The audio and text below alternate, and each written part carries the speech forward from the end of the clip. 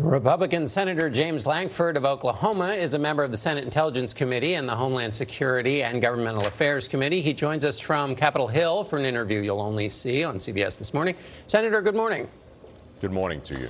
Senator, I want to get your reaction to something President Trump has said and something President Putin also agrees with, which is that the investigations in America of Russian interference, of which you are a part on the Intelligence Committee, have gotten in the way of Russia-U.S. relations. What do you think of that assessment? No, I think they are in the way, but I think it's not the fault of the United States that they're in the way. Russia has tried to interfere in our elections, just like they've interfered in elections in Ukraine and much of Europe. So this is something that Russia pulls on itself. So if Russia wants to say that there's a problem between the United States and Russia, it's certainly not the United States' fault for that. It's Russia's. The president looks at that and says, well, we're all to blame, meaning both the United States and the Russians.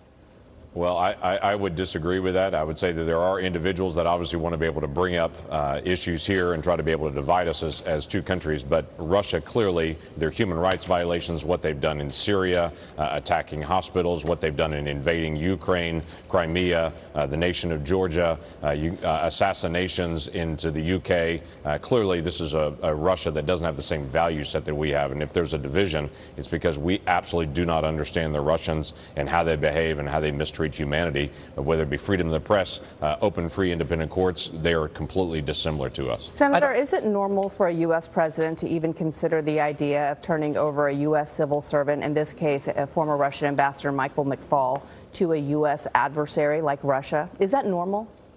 I don't know if that's normal. I would say I'm adamantly opposed to that, and I don't know of a case in the past on that through all the history of it, but there's no way I would turn over a former diplomat to Russia for investigation and for conversation on that. They were acting in their official duties. We need to continue to be able to stand by our folks. Do you think President Trump is in some way compromised by Vladimir Putin? No, I don't think so at all. I've seen no evidence of that, and we've gone through extensive work in the Senate Intelligence Committee to be able to go through a lot of evidence in a bipartisan way. I don't think there's a compromise there. I think he does treat the president of China and the president of Russia a little different than he treats any other world leader, whether that be for economics or just the complexity of the relationship, I don't know. But those two he does treat different than others, but I don't think there's any compromise in that relationship. Speaking of his treatment, Senator, you on the Intelligence Committee have had a good close eye in on the work done by the U.S. intelligence agencies. You've also had a close eye on what the Russians have been up to. I wanted to get your evaluation of what the president said in Helsinki. He said, referring to both Vladimir Putin and the U.S. intelligence agencies, I have confidence in both parties. Given your experience looking at both parties, do you have confidence in both parties?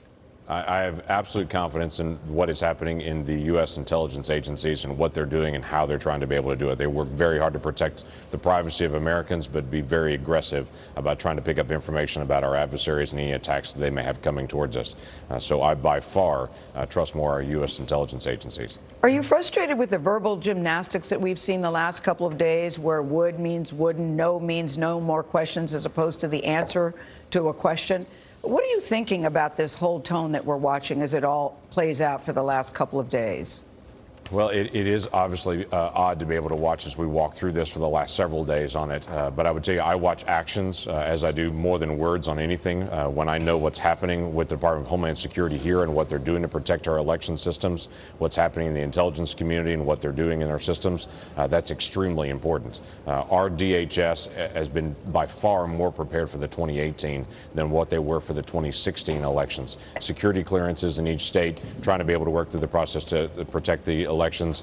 We have sanctions on the Internet Research Agency. That's a Russian group that tried to interfere in our social media. I would certainly hope the administration would put sanctions on all those entities that were involved from the most recent indictment. So and I'll watch for Senator, actions. how are you feeling about the actions? That's good. You're watching the actions. How are you feeling about the actions of the president over the last couple of days? Does anything concern you? I think the president's not careful in his words in the way that he actually talks about things, but that's no grand shock. That's been true all the way through the election time period and the campaign, all the way to present now, that he's not careful in how he says things, and that sometimes gets misunderstood. And when you're the president of the United States, everyone watches every single word and how you say it, which is important because it does affect the world. Senator Lankford, we're going to have to leave it there. Thank you. Sir. You bet. Thank you. Dana Jacobs.